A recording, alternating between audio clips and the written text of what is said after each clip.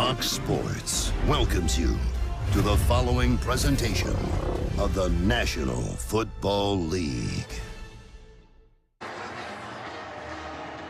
Everbank Stadium in Jacksonville. What a way to start December. 59 degrees, bright sunshine, and the happiest person in Jacksonville with that weather report is our Laura Oakman. We say hello to her. Definitely me. Hi, Kevin. You would think Trevor Lawrence has been resting his shoulder, but actually it's just the opposite. He said if you protect it too much, you're going to lose strength. So a lot of strength work was needed in order to protect that AC joint for today. Trevor's wearing a donut-shaped pad under his shoulder pad to help disperse some of the pain when he gets hit. He said that's unavoidable, but I can be smart about it, getting down in the open field and no hero ball.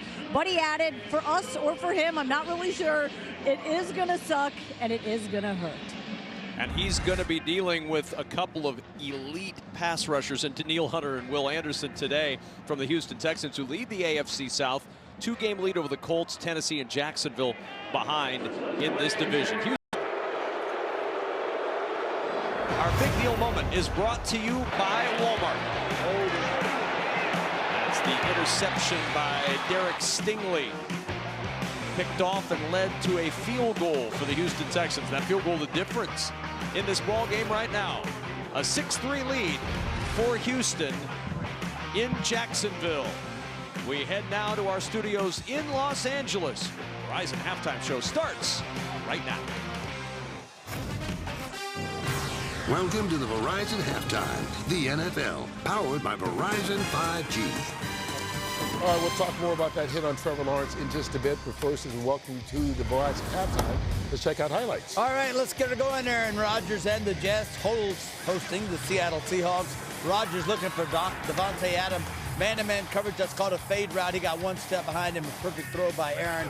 8-yard strike. It's 6-0 as the extra point was missed. And then look at this. Leonard Williams. Hey, Howie, I got to ask you, have you ever run this fast in your life? Look at Leonard. You used to play for the Jets. Look at this. That makes every D lineman very happy. Yeah, very. 92-yard return. Amazing. Jets 21-16. Way to go, Leonard. Yes. Jets over the Seattle Seahawks. All right, Kirk Cousins at Atlanta hosting the Los Angeles Chargers. Bijan Robinson taking a pitch, getting to the outside. Great job of sealing the inside to create the lane outside. 9-7. It is the Chargers on top of Atlanta. Steelers, my Steelers, Joe Burrow. Cincinnati Bengals looking, step up. All right, there it is, step up, don't get sacked.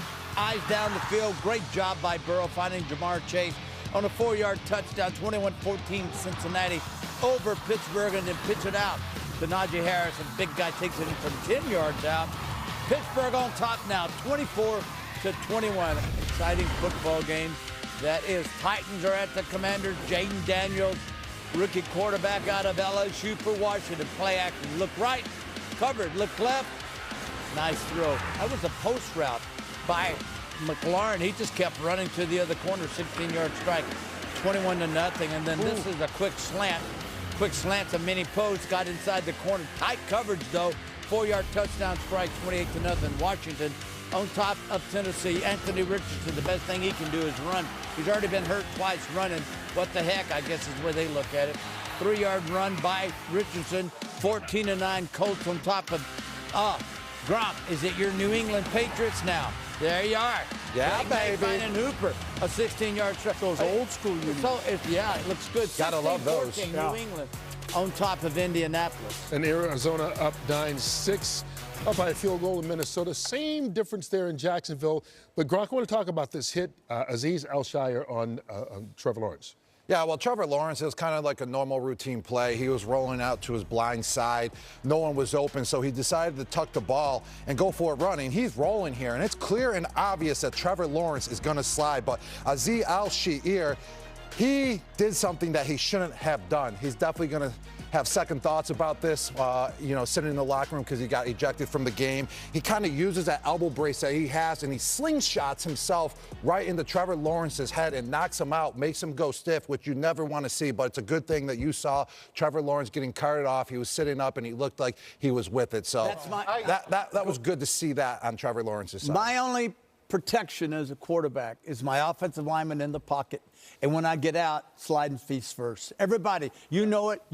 Everybody, when I go feet first, leave me alone. I'm down. Alshire, I think he threw himself out the game.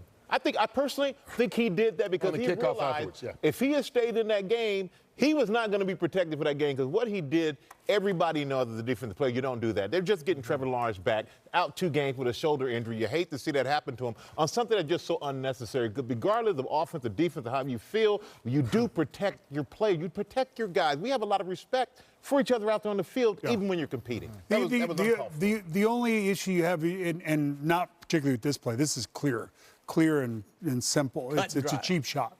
But when a quarterback typically, at times, when the quarterback is kind of in between, going to slide, I'm not going to slide, and that defender's not sure what to do. This was clearly a slide. It's indefensible. Yeah, this wasn't even close. Yeah. When you see him, and he had slid way ahead of time. All right, another half coming from that game. Mac Jones, now the quarterback for the Jaguars. No touchdowns from either team so far, but Nico Collins with a big 40-yard reception from C.J. Stroud gets our Verizon play of the first half. The Verizon Halftime Show is brought to you by Verizon, the NFL, powered by Verizon 5G.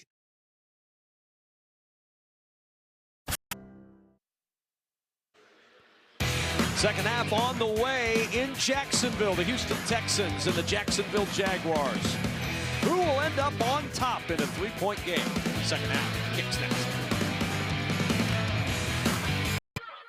This broadcast is copyrighted by NFL Productions for the private use of our audience. Any other use of this broadcast or any pictures, descriptions, or accounts of the game without the consent of NFL Productions is prohibited.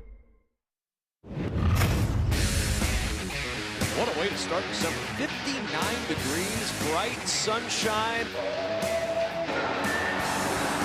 Now flushed, in trouble, and he's sacked.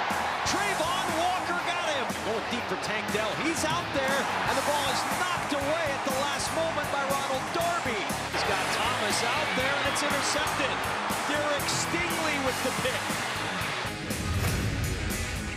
That was today's Game Flow presented by Progressive. Trevor Lawrence left the game in the second quarter with a head injury that saw Azeez Al-Shire get ejected for the hit. Jarrian Jones was ejected from the Jacksonville secondary in the following scrum. As we welcome you back to the broadcast booth for the start of the second half with the Houston Texans up 6-3 and getting the football. Second half, talked about it earlier, it's been a problem for Houston, but this is a huge game for the Texans going into their bye week. It really is, and this is a huge series for this Jacksonville defense to come out and get a stop. Reinforce the doubts that the Houston Texans have about their performance in the second half. Don't be that team that lets them turn the page on a really tough second half. We talked with D'Amico Ryans, we talked with Bobby Slowick, and look, they know it. They know the second half's been bad. They didn't need us to tell them. And Bobby Slowick said it's one of those things you don't know if it's a real thing or if it's just happened, and then we made it into a real thing. And so it's a real thing. It's a real thing. Yep. So we've done some stuff in the second half that's not indicative of who we are. We'll see what happens in this second half as we find out what's going to happen from the coaches with Laura Oakman. Actually, that's exactly what I was just talking about with D'Amico Ryans as boos were just pouring down on him. He said, that is not representative of us. He said, we play smart, we play clean, and protect the team. And because one person did not, we lose one of our best players on the team. What he told them just now was, it's over, it's unfortunate, it's about us and finishing this game, especially talking about football. He said we need to finish in the end zone and get 7 points. I'll finish in a second with Doug Peterson. Yard line. Doug Peterson said it was a blatant hit that officials got right, Kevin. He said, we talked about at halftime, how do we keep it from spilling over in the second half, right? He said he told the team, heads down, focus on football for 30 minutes. It will be a no-tolerance 30 minutes by officials, and he said he appreciates that. Mac Jones did not take any first-team reps this week, but he said that's okay. He's been playing for us for the last couple of weeks. We have confidence in Mac.